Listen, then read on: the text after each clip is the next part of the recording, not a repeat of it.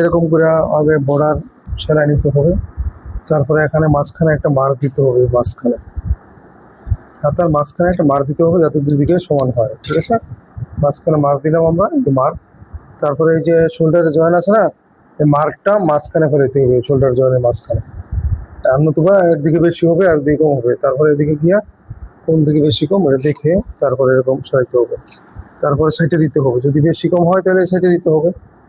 হাতা বেশ কম হলে এরকম এরকম দিয়ে যেতে হবে, যেখানে বেশ কম হয় ওখানে সাইডে দিতে হবে। হাতা বেশ কম হইতে পারে, কাটিংয়ে ডিস্টার্ব থাকলে বেশ কম হবে, ঠিক আছে। কাটিং ডিস্টার্ব না থাকলে হাতা পুরোপুরি মিলে যাবে। উল্টা করে দোষী হাতাটা দেখছো, উল্টা করে যে, আর সোজা করে হলো বডি, হাতাটা উল্টা, বডিটা সোজা, খেয়াল রাখতে হবে। আর এই যে কাপড় মিলাই নিতে হবে, যে উপরে নিচে কাপড় মিলাই নিতে হবে, আন্দাজে খালি লাগাইলে হবে না, হাতা কুচকে যাবে, শোল্ডার পয়েন্ট মিলতে হবে। এই হলো তোমার হাতা জয়েন। এখন যদি বেশ কম হয়ে থাকে তাহলে তুমি এটা সাইডে দিতে হবে। এখন হাতা জয়েনের পরে সাইড এইভাবে মারতে হবে, এইভাবে সাইড মারতে হবে। আর কামিজের এখানে যদি মুহুরি 11 ইঞ্চি মেজারমেন্ট দাও। এই যে মুহুরি 11 ইঞ্চি ছিল না, না কত ছিল মুহুরি?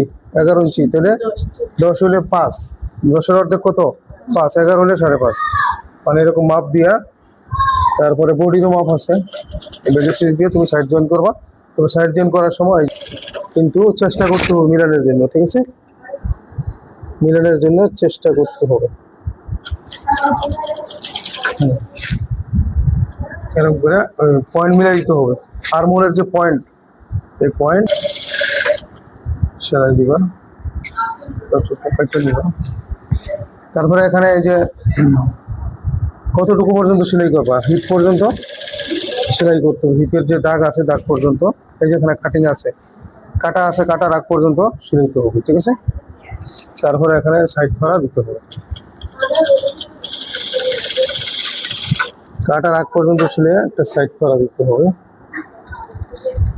এই পর্যন্ত এদিকে একটা ভাঙা, একবার দুইবার ভাঙা দিয়ে একটা সেলাই দিবা, উপরে আর একটা সেলাই দিবা, হয়ে গেল।